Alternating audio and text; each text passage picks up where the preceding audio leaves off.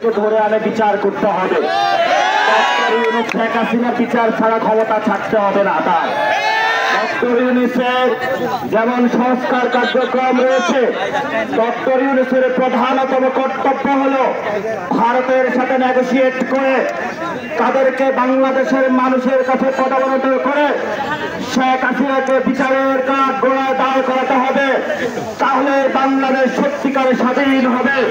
আমরা যতদিন পর্যন্ত যারা মানুষের উপরে গুলি চালিয়েছিল, খুন করেছে এই মুজিব ফ্যামিলির শেখ হাসিনা, শেখ রেহানা থেকে শুরু করে যারা গত ৫৩ বছরে আপনাদের পকেটের টাকা লুপাট করেছে, আপনাদের মেয়েদেরকে ধর্ষণ করেছে, নারীদেরকে রাতের বেলায় উঠিয়ে নিয়ে গিয়েছে, লালমনির হাতে বৈষম্য করেছে, তাদেরকে আমরা বিচারের কাঠ গলায় দাঁড় করাতে চাই।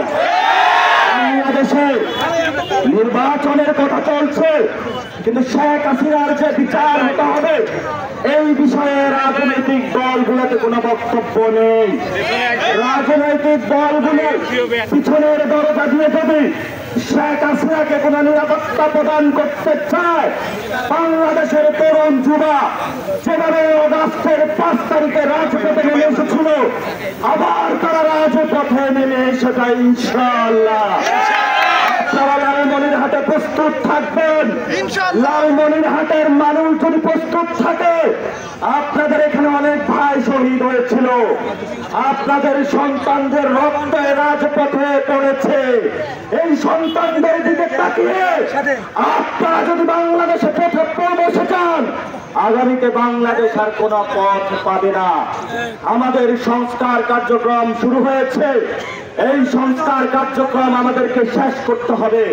শেখ হাসিনার বিচার, সংস্কার, নতুন বাংলাদেশ পুনর্গঠন করতে হবে, তবেই বাংলাদেশের আবার পথ ফিরে পাবে। আর এর জন্য বাংলাদেশে আপনাদের হাল ধরার জন্য প্রস্তুত আছে জাতীয় নাগরিক পার্টি। আগামীর সংসদে গণতান্ত্রিক প্রক্রিয়ায় ভোট কেন্দ্রে আমরা আপনাদের কাছে যাব। আপনারা প্রস্তুত থাকবেন।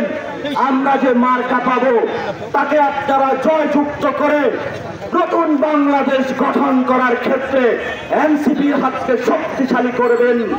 আগামী ৩ তারিখে ঢাকার শহীদ মিনারে আমরা আবার সেই আগস্টের নাহিদ ইসলাম যে একটি স্লোগান দিয়েছিল, সেই স্লোগানে ফিরে যাব। সেই জন্য শহীদ মিনারে আগামী ৩ তারিখ আগস্টের লালমনিরহাট থেকে বাসে করে ঝাঁকে ঝাঁকে ইনশাল্লাহ আপনারা উপস্থিত হবে।